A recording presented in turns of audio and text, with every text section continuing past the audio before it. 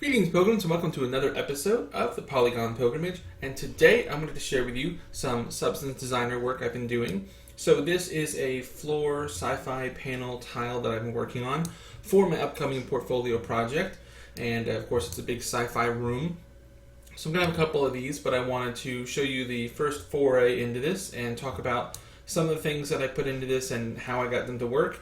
And I tried to organize this as best I could, but I will, of course, walk through with you all the nodes here. We'll look at how we create this. So some of the highlights to this as to what is special about it and what I was learning as I did this. So I wanted to have these 4 panels, and I did some of these cutouts. So we'll talk about these cutouts. And then I had the inset here, this inset. And the inset, as you can see as I get closer to this, the inset has a really harsh line here where this panel would be inset and sort of installed. And then I wanted to have these little braces, these little things that would sort of clip on and hold them into place. Then I had a different type of brace that I played with here. I didn't like this as much, but it was something different and I wanted to try it out. So we have some intermediary braces here. And then also we go in here, we have our little hex screws. So the hex screws in there. And then I got these pipes in the background here and some background plates in here. And you can see the screws look really nice on the corners there. So I think overall it turned out really nice. And I'm going to also have these exported, and we'll look at these inside of UV4 at the end just to kind of see how they look in Engine. So let's go ahead and get started with talking about the individual nodes and how we came about creating this. Alright, so we're just going to go kind of top to bottom in order here, not necessarily in order of construction. So starting with the braces, so we're going to talk about these guys right here. Right, all of these guys here, and they're pretty cool shape. So I wanted to have this sort of a brace that had this top piece and then sort of a slope down. I'm getting into more complex shapes here, and I really wanted to play with this slope. So how I created this was, I created a gradient, custom gradient here, and you can see here, the white being like the upmost part, and then a downward gradient, and then this levels off at about the 128 range.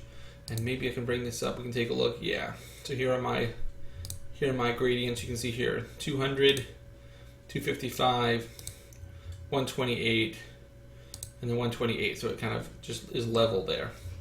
So I just created a quick gradient, put these little plots in here and set these numbers.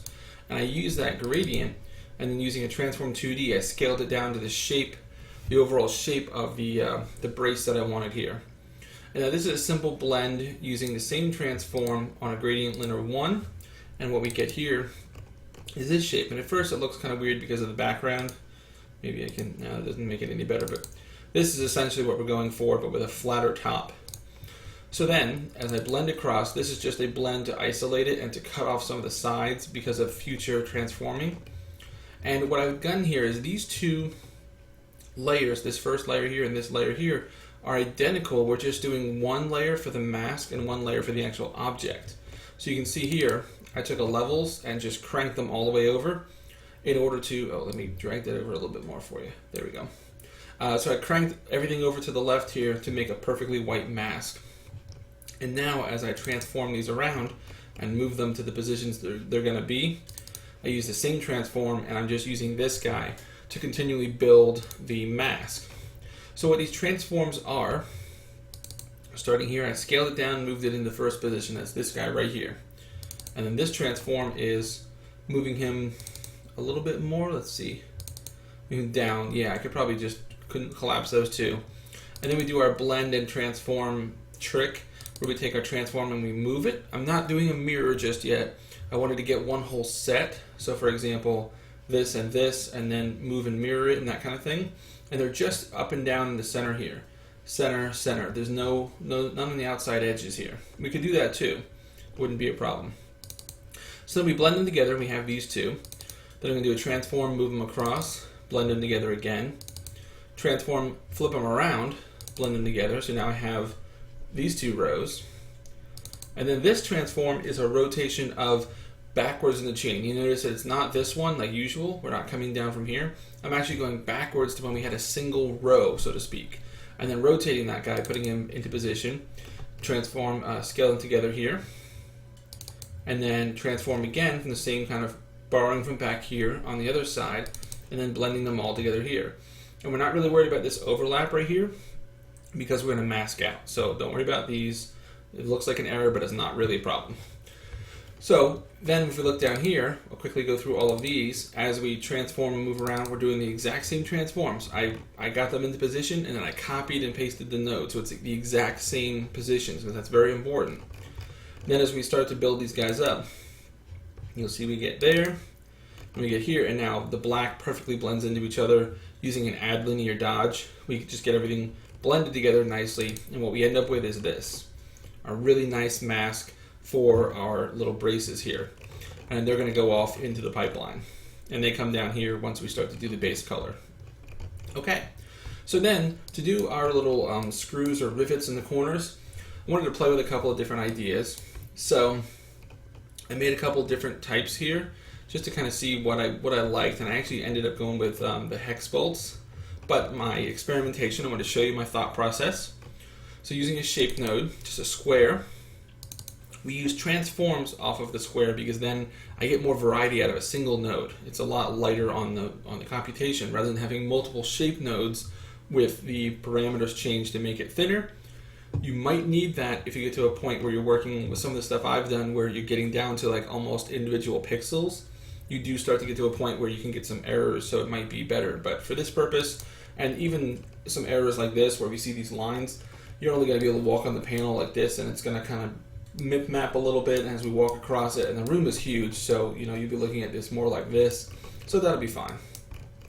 So anyway, so as I'm creating these, I scale this down to create the line, then I scale the line down, and I'm going to blend that line over top of, down here we have a levels off of way down here when we actually make the bolt, so we'll come back to that in a second. But we're just going to blend those two together, and this is on a subtract, but I'm only using like 50% subtract. So you see, this is what we get, and that looks really cool, and that works out really nicely. I know there's tons of hacks for things like screws and bolts and rivets and all that kind of stuff, but I was just here and I thought of it, and I thought, oh, let me see what I could do to create the same kind of thing. Let me learn a little bit. And then as an alternate type here, you could do a rotation. So you could have multiples of these, and then just do a rotation. This is really simple to offset that. Okay, so to do a Phillips, so we have flathead, Phillips. I hope I got those in the right order. Same kind of thing here, and then what I did was just blended itself with a transformed 90-degree rotated, and then when you put those together, there you go. And then you could do the same thing with a rotation. All right. So in keeping with that, pardon me, let's jump around a little bit, and we'll talk about the hex bolts and the actual rivet that I made as well. Since they're all coming from this, let's talk about this first. So I used a Gaussian 1, and then using the blend, I used these cropping that you've seen me use before. It's a 0.2 or 0.8, depends on your direction, to sort of scale inward to isolate this center one. I really like the nice, smooth nature of this. And again, I know there are shape nodes to get this kind of thing, but learning different techniques, trying new things. So then using this transform, what did I do here? This transform, oh, I made it just a little bit bigger once I got the cropping correct. And using a color to mask, I'm able to select that white, and I get the white with this nice fall off, which actually works out really nicely once you start to blur it. Pardon me. And then when I invert the grayscale, this is what I was originally going for. This was to actually cut out the holes. So you have the solid black, and then we gradate up to white, and you get this nice fall off, and it creates this nice curved line. So that's what became the actual indent here, the screw indent for the actual hole. But if you take this at an earlier point, before you do the reverse of the colors, and then we levels it a little bit, you'll see this becomes a really nice base for the actual screws themselves. So then to do the hex bolt, what I did was I took a shape node, a Polygon 2, pardon me, Polygon 2, 6, here's a 0.2, you can follow my settings here, 0.25 on the gradient, and by blending that, again, the subtractive 0.5 in the middle of this guy, you'll see we get a really nice hex bolt from a little bit of a distance there. And then the same kind of thing here that we did up here, going back and forth to move them into positions. For this, I wanted just the corners of these major plates. and then I had to remove one because there's not one here.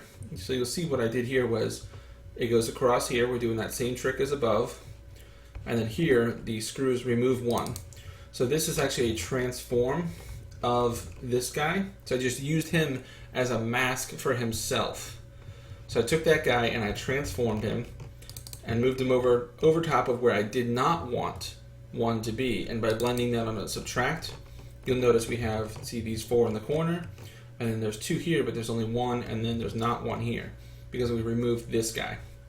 Because it doesn't make sense for him to be there because this plate doesn't go that far. Now I could move him over right here. That would probably be cooler. I think I might do that actually. But for the moment I said, oh, you know what? That shouldn't be there. Maybe I'll leave some room to put something else. So that does make sense actually now that I look at it to have 4 instead of 3. But you know, we're learning things. Let's go ahead and remove it because it doesn't make sense to be just floating in the middle there. Okay. So, same thing down here for the mask. Again, copied and pasted the transform 2Ds to make sure that we have the exact same positions. That's really important. So then, the screw indent is the inverse of a screw. So again, I used this reverse gradient here. And I use that to actually cut out the hole first. So you see if I come in here close, it gets a little jaggedy when you get up close. But I use that to actually cut out the hole, and then the actual screws themselves are transformed to be just a little bit smaller, and they go into the center of those holes. So that's what we did there. So that's the same kind of back and forth here. Okay, so let's come down here and let's talk about the underpipes. So the underpipes are these pipes you see in the background. So there's this one here, and there's a smaller one, and it continues, smaller, continues, that sort of thing. I just wanted some extra detail underneath. I've been studying kind of sci-fi and trying to figure out what is it that I like about sci-fi and what are the elements of the things that I like most. And one of the things I keep coming back to is a large degree of layering. Lots of things that are underneath, and then there's another thing, and there's another thing on top of that, and another thing on top of that. So you'll notice we have that here. We have our back panels, and on top of that are the pipes. On top of that are these major panels. These major panels then have screws that go beneath it. And then we have this thing that sinks in a little bit, but then these braces are on top of that. And then this thing cuts through that, but is on top of that. So there's lots of layers to it, and that's what really builds up that believability that this thing was manufactured, that it has parts that connect together and things that cover things. So that's sort of where this came from. Okay, so to create the pipes, pretty simple. A gradient 2 has a great start for a pipe because we have that nice gradation. We're going to transform it around, and then I'm going to transform it again and just kind of move it up into position and start to create this. And by blending multiple pieces together, you'll see here I put one underneath the other, and this is on a max lighten so that we don't have things poking through unrealistically. Then I used the same transform to move him up a bit further. I wanted this tiling on the vertical axis. So then blending these guys together, I sort of create this sort of shaft. Almost looks like, reminds me of like an axle type shaft. And then down here, I'm going to move it down a bit, put the two together. You see there. And then in the center there, I said, oh, let me grab from the beginning again and combine that. So then we have this bigger one in the middle, and then it's smaller pipes as they go along. And that worked out pretty nicely. Then I moved them down and then did a transform, flip them around, blend them together. So now I have that perfectly mirrored. Now we have that vertical tile ability. You know, we'll go up and down, and there's be no possible seam.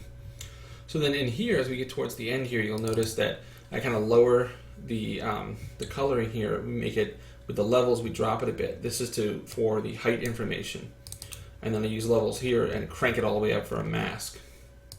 So this is our mask, and we've cut out from a mask from our major panels because we want to make sure that we only show where these things are in relation to where there's the gaps in the panels.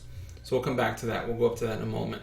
But then these guys just sort of kick off to go get combined with other things. Okay, doing quite well. So let's come here. Let's talk about the main panels. These guys are the main focus of the overall design. So how did we create them? So pretty simple. Used a tile generator. So that's just a really simple 4 squares. And then the real magic here is getting these cutouts. And these cutouts were made from a Polygon 1, solid, 6 sides. And then I used just putting it into a blend node by itself and bringing in the left, I was able to cut off the whole left side of this thing. Now I've got this nice parallelogram, I believe is the term. So then once I have that, I can throw it into a transform. Now I can start playing with the shape. Now it's putty. You know, we can move it around, do what we want. So I'm going to make it real small and position it. A different one, I'm going to make it larger.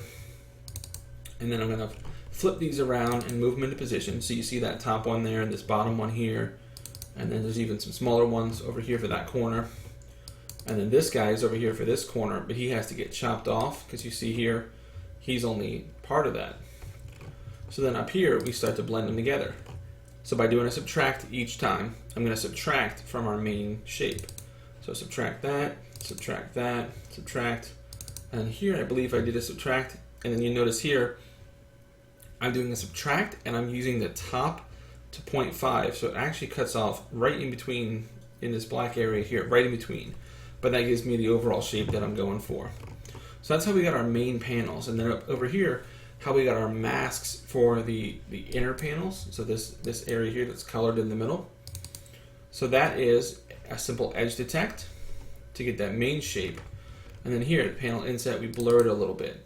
So if you look carefully here, we blur it a little bit. That gives us that really nice sort of downward ramping effect right there. So it's not just a harsh line, and it doesn't look like just two things that unnaturally perfectly meet. We want to make sure there's a little bit of a kind of a soft drop off there. Okay. And then here I did an edge detect off of this guy, and you'll notice this was still a little thick, and then I do a little bit of a blur, and this is because I wanted to get this line here where there's a seam, so almost like dust and dirt can collect in there, and that's how these things were assembled. You know, it just adds such a great level of believability in doing that. Okay, and these guys all get kicked off into various things, such as our normal buildup here. So normal buildup is pretty simple. We're just taking our gray shapes. So from here, we're coming all the way down here, and we're taking our, we didn't talk about the horizontal braces, I'm sorry. Those are these guys here, these middle things. They were kind of a failed experiment, but an experiment nonetheless. So again, taking from our grayscale, our gradient 2 that we've got, and just transforming him all over the place, back and forth, and then blending them together. That creates the core shape.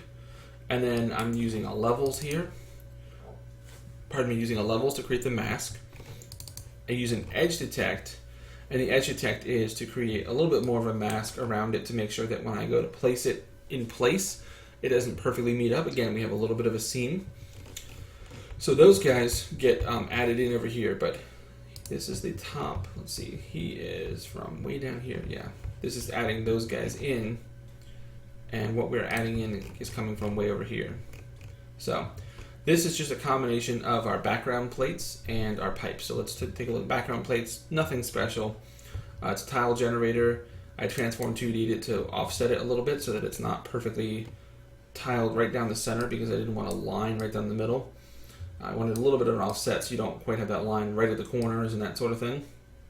See if that helps to avoid that. And then a levels to drop it down because again we're creating some height information here. So this is just combining those things. So you see our initial plates with the screw holes cut out. And then here we were cutting out these guys. And then here we're dropping the levels down to start creating that height information. And then here, this is our, this is our plates in the background. And then here we're adding in the pipes. So we're stacking things in layers. And then here we're putting in our horizontal braces. There they are.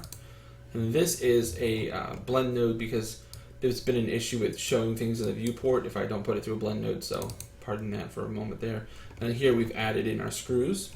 So again, this is just a height information buildup. So that's all that guy is. And then over here, so we take that information, pardon me, we bring it back over here. And that's why we have suddenly so much information here.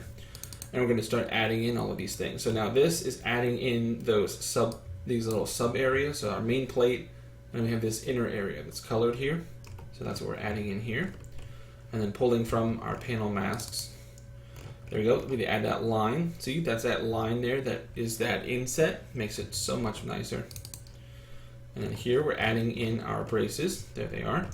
Then we start to build up the normal map. And we say, okay, convert this to a normal map. Thank you. And now this is some edge damaging to the metal. We'll talk about that up there in a moment. But then that gets blended in with our normal information, our normal information. So now we have a normal map that has those slight edge chippings and things into it, and that goes right into our final normal map. Okay? So normal map is done. So now let's jump up here. Yeah, we've done all of that. So our additional maps up here, this is just my area to put things like the curvature, the ambient occlusion, things that we need to generate various bits and pieces. So some of these lines going all back and forth and crazy everywhere is, once I've built up my normal map, I can't create my final normal map with the edge damages until I bring my normal map up and I create a curvature out of it.